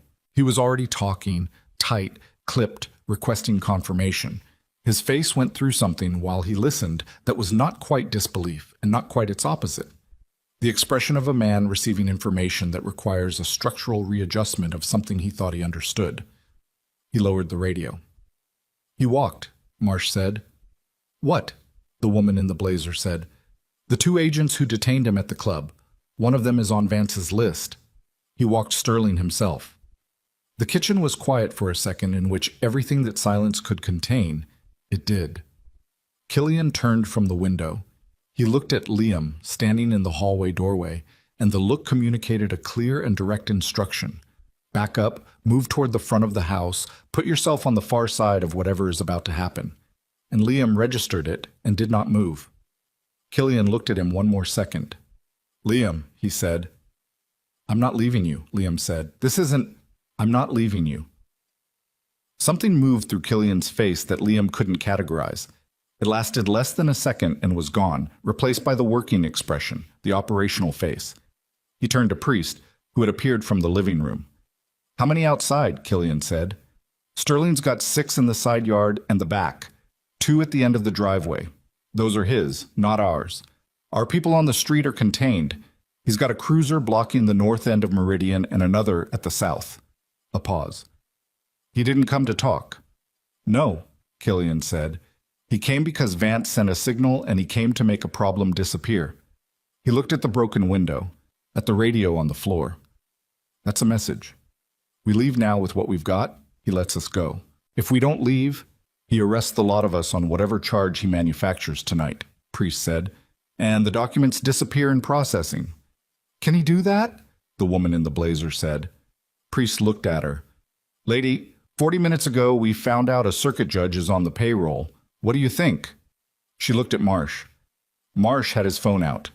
He was on it already, speaking in federal cadences, requesting, Liam pieced it together from the fragments, emergency escalation, direct line to a supervisory office that was above the compromised DA's reach. His voice was controlled and rapid, and his eyes moved to the broken window every 4 seconds. From outside came Sterling's voice, not shouting, amplified. He had a bullhorn, or was using his car's PA, and the sound of it came through the broken window with the wet November air, flat and certain in the way that authority sounds when it believes it is still authority. "Gallagher, I'm giving you 10 minutes to clear your people from this property. After that, I'm coming in." Killian didn't respond. He turned to Decker, who had come in from the front. "Catherine?" "Front porch. Priest's prospect is with her. Get her to the center of the street. Between our bikes, out of the yard." Decker went. Killian picked up the radio from the kitchen floor. He turned it over in his hand, looking at it. It was intact. Sterling had made sure of that. A working radio. The message wasn't just leave. The message was, we can talk, if you decide to be reasonable, on my frequency, on my terms. He set it on the table. He looked at Pierce. "The schedule you mentioned," he said. "The quarterly distributions. Names, accounts, amounts." "I told you where it is," Pierce said. "I need you to say them out loud." He glanced at Marsh, who understood immediately and raised his phone, already recording. "All of them. Right now." Pierce looked at the phone, at Killian, at his own hands, at the broken window in the November dark beyond it, and the voice of the man outside who had spent 11 years being the enforcement layer between Pierce Vance's arrangements and anyone who tried to examine them, who was standing in his side yard right now with 6 officers and a cruiser blocking the street, having walked away from federal detention with the assistance of a compromised agent, which meant the compromise went deeper than the documents, which meant the thing that was assembled against Pierce was also assembled against all of them in this kitchen. And Pierce understood leverage better than almost anything, and this was the first time in 11 years that leverage had been entirely someone else's. 2 state representatives, Pierce said. His voice had no more performance in it at all. It was the voice of a man reading from the inside of himself. Harold Wen, District 14, Sandra Cho, District 9, County Commissioner Brian Falk, County Commissioner Deanna Marsh. He stopped. Everyone looked at Marsh. Marsh's face had gone somewhere very interior. Not related, Marsh said to no one specifically. Common name. County Commissioner Deanna Marsh, Pierce continued after a second. County Commissioner Phil Turrent. Alan Voss. Circuit Court. Federal District Attorney George Lane. He paused. That's 7 of the 14. The other 7, Killian said. Law enforcement. Municipal level. 1 state trooper, region commander. 4 department heads across the county. Sterling. He paused again, and this pause had a different quality. A longer one. The pause before the last thing.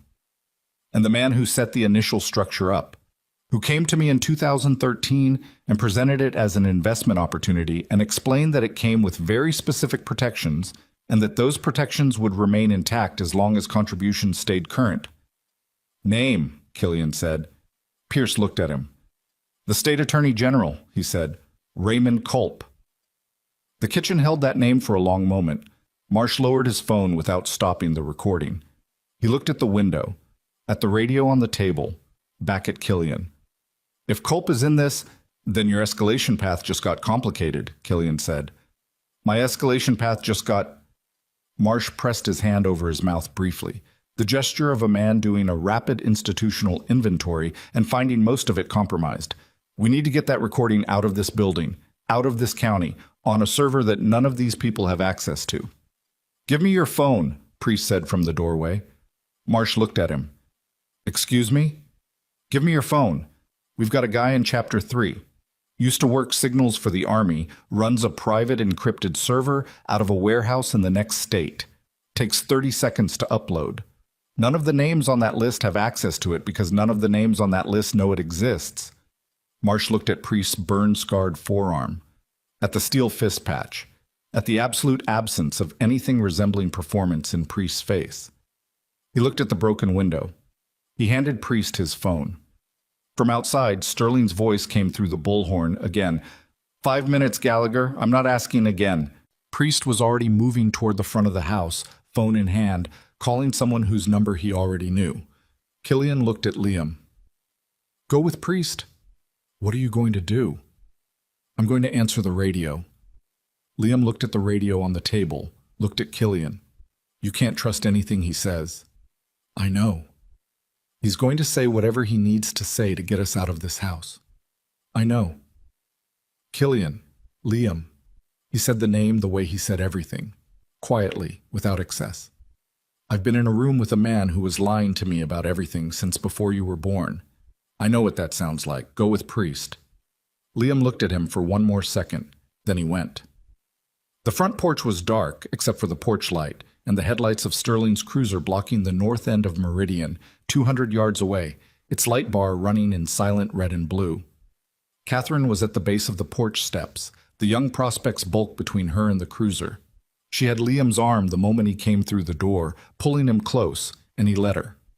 Priest was 20 feet away, standing between 2 Harleys, phone to his ear. Liam watched his face while he talked and could not read it, which was unusual. Priest's face was generally legible to him by now, or at least partially. Whatever was happening in the conversation was happening below the surface. Priest lowered the phone, looked at the phone's screen, typed something, looked up at Liam, and gave one nod. Done. The recording was somewhere Sterling couldn't reach. From inside the house came the sound of the radio. Killian's voice, answering Sterling's channel, speaking with that same below-argument quietness that the bullhorn had not been able to manufacture. Liam strained to hear through the broken kitchen window's gap and the rain and the distance. What he heard was, "Not leaving until the federal agent inside this house completes his documentation, Sterling. You know that."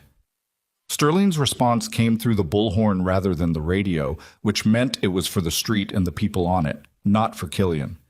"You're on private property with no authority, Gallagher, and I've got 6 officers ready to..." What happened next happened in the following sequence, fast enough that the order only became clear later when Liam reconstructed it from what he'd seen and what he'd been told. Decker, at the south end of the street where Sterling's second cruiser was blocking the road, put 2 fingers in his mouth and produced a whistle that cut through the rain and the bullhorn and everything else. The approaching motorcycle engines, 2 blocks away, the Chapter 3 bikes, 43 of them, revved in response. Not moving, just revving, a coordinated simultaneous surge of engine noise that moved through the November dark and the wet air of Meridian Boulevard like a physical thing. Then they moved.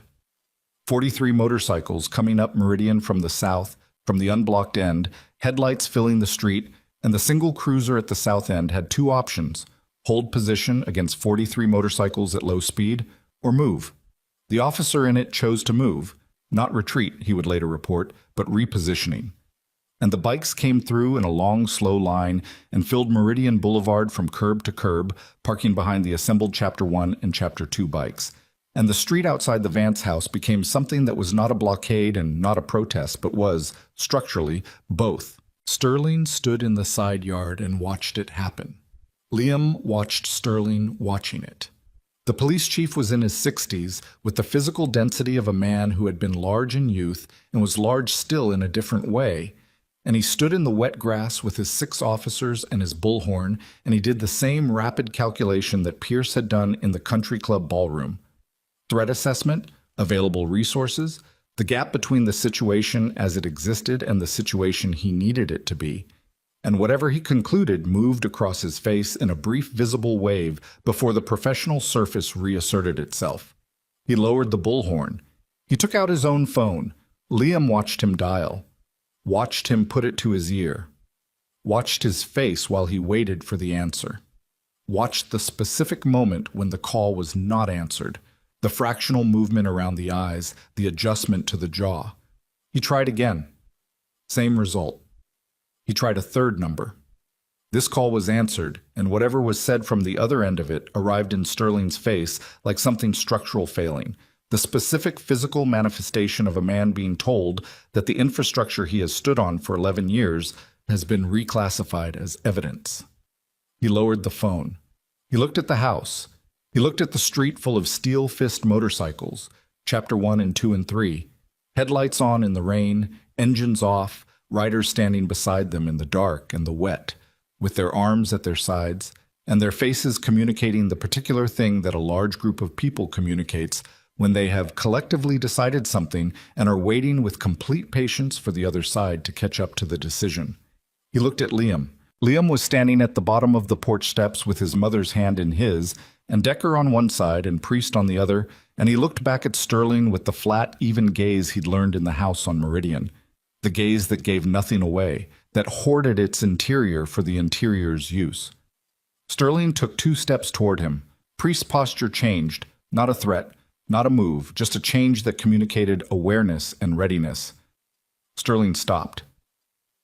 "Your mother doing all right?" Sterling said. His voice was different without the bullhorn, quieter. The voice of a man having a conversation rather than managing a crowd. Liam looked at him. "You buried her reports." Sterling held the look. "Liam, 3 of them, 2021, 2022, 2023. Your signature."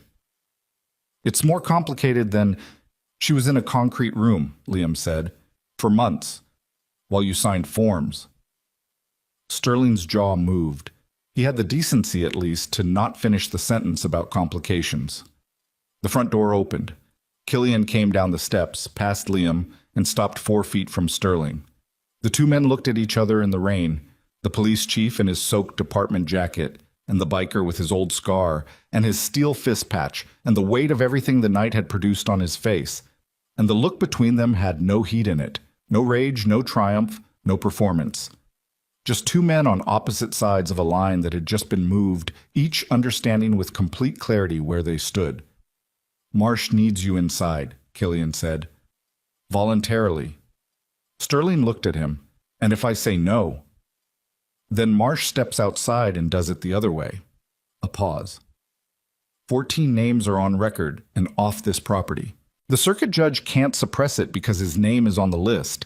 The DA can't intervene for the same reason.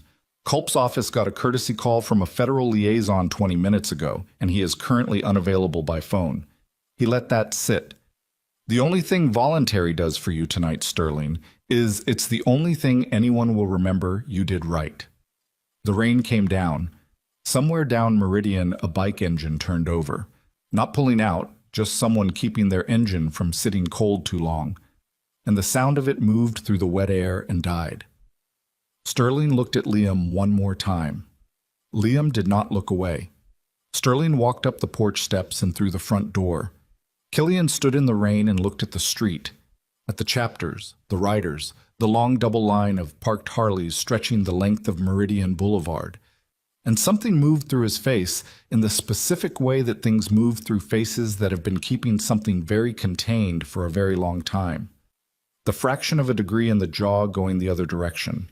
A breath taken and let out slowly. He turned. He looked at Liam, at Catherine, at the porch light and the rain and the street full of riders at 2 a.m. He reached into his jacket pocket. He took out the tobacco tin. He held it out toward Liam. Liam looked at it. At the 2 crumpled bills and the stacked coins inside it, still there, unchanged from the hour he'd carried it through the cold. He looked at Killian's face. "That's not why I did this," Killian said. "I want you to know that." Liam looked at the tin. Catherine made a small sound beside him. And inside the house, where Marsh was recording Pierce Vance's full account, and Craig Sterling was sitting down across from a federal agent for the first time without a network of protection beneath him, a phone rang with a number Marsh didn't recognize, from a jurisdiction 2 states away. And when he answered it, the voice on the other end said 4 words that made him reach across the table and stop the recorder, and look at Pierce with an expression that was the opposite of everything that had transpired in the last hour. Uncertain, recalibrated, the expression of a man who has just understood that the thing he thought he was finishing was only the call was from a federal judge in the Western District. Marsh listened for 40 seconds without speaking, and when he set the phone down, his face had the specific, exhausted clarity of a man who has been handed something he didn't ask for and cannot put back down. He looked at Pierce. He looked at Sterling, seated across the table with his hands folded and his jacket darkening as the rain dried out of it. He looked at the recorder. He pressed play again. "The State Attorney General," he said, "was arrested at his home 40 minutes ago. Emergency federal warrant signed by the Western District. The case has been removed from this jurisdiction entirely." He paused. "Everything recorded in this room tonight is now primary evidence in a federal RICO proceeding, which means both of you," he looked at Pierce, then Sterling, "are now cooperating witnesses whether you intended to be or not." Pierce said nothing. Sterling looked at his folded hands. "Raymond Culp," Marsh said, almost to himself. 11 years. He stood up from the table. "I need everyone who is not essential to securing this scene to exit the building." Killian came through the kitchen door, already moving, already done with the interior of the house on Meridian in the way that a person is done with a place once the necessary thing has been accomplished inside it. He looked at Marsh. Marsh nodded once, the nod of a man acknowledging a debt he does not yet have the language to pay. Killian went back out the front door. The rain had thinned, not stopped, but reduced to the kind of fine, persistent mist that is less weather than atmosphere, the residue of a storm that has spent most of itself and is now simply present as moisture and cold. The porch light caught it in the air between the house and the street, and Meridian Boulevard was still lined with steel-fist motorcycles, and the riders were still standing beside them, and none of them had left. Liam was sitting on the bottom porch step. Catherine was beside him with her arm around his shoulders, and they were not talking. They were simply occupying the same space with the particular quality of people who have said everything necessary and are now existing in the remainder. She had her head slightly inclined toward his. He had his hands on his knees. The tobacco tin was beside him on the step, closed. Killian came down the steps and stopped in front of them. He looked at Catherine. She looked back at him, and whatever she had meant to say, and Liam could see that there was something large and inadequately containable.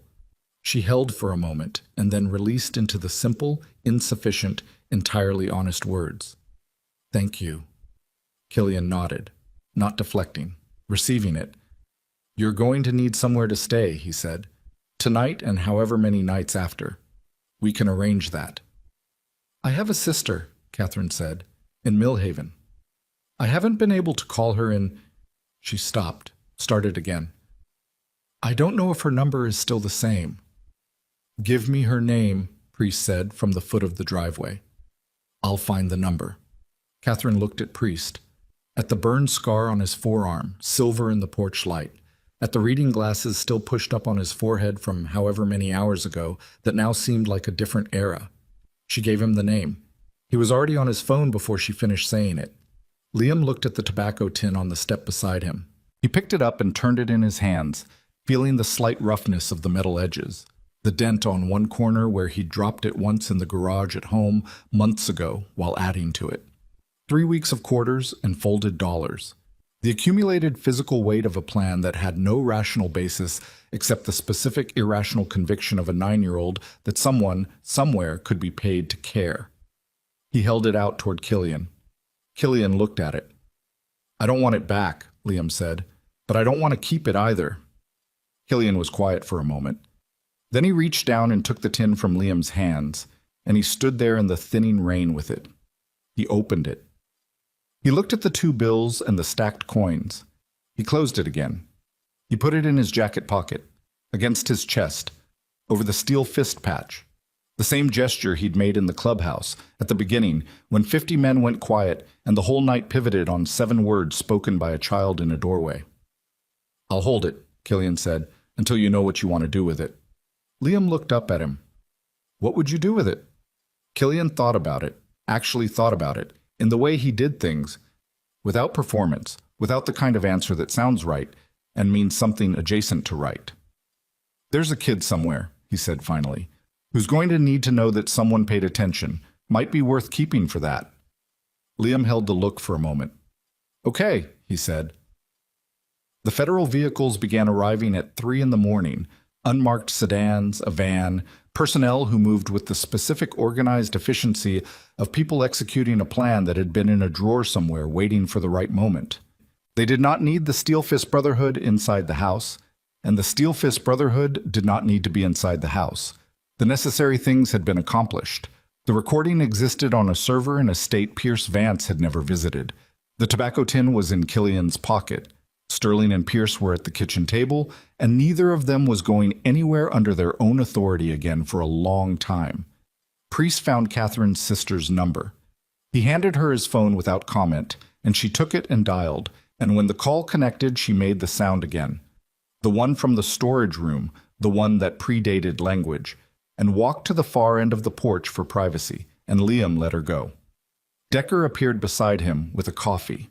Gas station cup, plastic lid, the kind of coffee that has been in a carafe too long and is more temperature than flavor. He held it out. Liam took it, held it in both hands.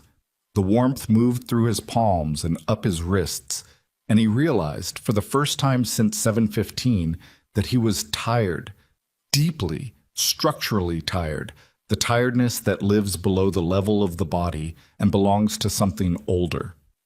3 years of it. Compressed into one night, and now the night was ending, and the tiredness had permission to be what it was. He sat on the bottom step and drank the bad coffee and watched the federal personnel move in and out of the house on Meridian, and the Steel Fist Riders began the process of departure, not all at once, not with ceremony, in the gradual self-organizing way that a large group disperses when the thing that assembled it is complete. Bikes starting, headlights, the sound of engines warming in the cold mist. The long double line on Meridian shortening from both ends toward the center until there were 20 bikes, then 10, then 6. The last to leave were always the ones who had been there longest. Killian was one of them. He stood at his Harley with one hand on the handlebar and looked at the house, not at Pierce or Sterling or the federal process unfolding inside it, but at the house itself, the white columns and the long driveway and the porch light still burning. Looking at it the way a man looks at a place he is filing away, not to return to, but to remember accurately, because accurate memory of certain things is its own form of accounting. He looked at Liam. "Your mother's sister is coming from Millhaven," he said. 4 hours. Priest is going to stay until she arrives." Liam looked at Priest, who was leaning against the porch railing with his arms crossed and the absolute absence of anywhere else he intended to be. "You don't have to," Liam said. "I know," Priest said. Liam looked at Killian, at the scar on his face, silver in the porch light, at the jacket, the patch, the pocket where the tobacco tin was, at the hands on the handlebar, the tattoo he still hadn't been able to read from any angle. "What does it say?" Liam said. "The tattoo." Killian looked at his own hand. He turned it slightly so the porch light caught it. 3 words, faded with years, the letters thickened by time into something closer to texture than text. "We came back." Liam read it twice. "From where?" he said. Killian looked at him for a moment. "Different places," he said. "Same feeling." He swung onto the Harley. The engine started. That familiar sound, the specific resonance that Liam had understood differently every time he heard it tonight, and understood differently again now. Not threatening, not performative, just the sound of something large and reliable and continuing. He looked at Liam one last time. "You did right," he said. Again. The same words from the clubhouse, the same delivery. Quiet, direct, received rather than given. "Coming to us." He pulled out onto Meridian. Liam watched the tail light until it was gone. He sat on the bottom step of the porch with a cup of bad coffee going cold in his hands, and Priest was on the railing, and inside the house his mother was on the phone with her sister in Millhaven, and the federal personnel moved in and out of the house that had been a performance of a family for 3 years and was now simply evidence, and the mist came down soft and cold, and Harwick County was quiet in the specific way it is quiet at 4 in the morning when something large has finished happening and the day has not yet begun. He thought about the tin in Killian's pocket. He thought about the kid somewhere who was going to need to know that someone paid attention. He drank the cold coffee. He waited for his mother's voice to come back through the door, and when it did, when he heard her say his aunt's name with the full weight of 3 years of not being able to say it, he set the cup down on the step beside him and let out a breath that he had been holding, in one form or another, since he was 7 years old. The mist came down. Somewhere on Route 9, a Harley engine faded into the dark and became indistinguishable from the sound of the county breathing. And on the bottom step of the house on Meridian, a 9-year-old boy sat with his hands open in his lap, empty, finally, of everything he had been carrying, and let the cold morning come.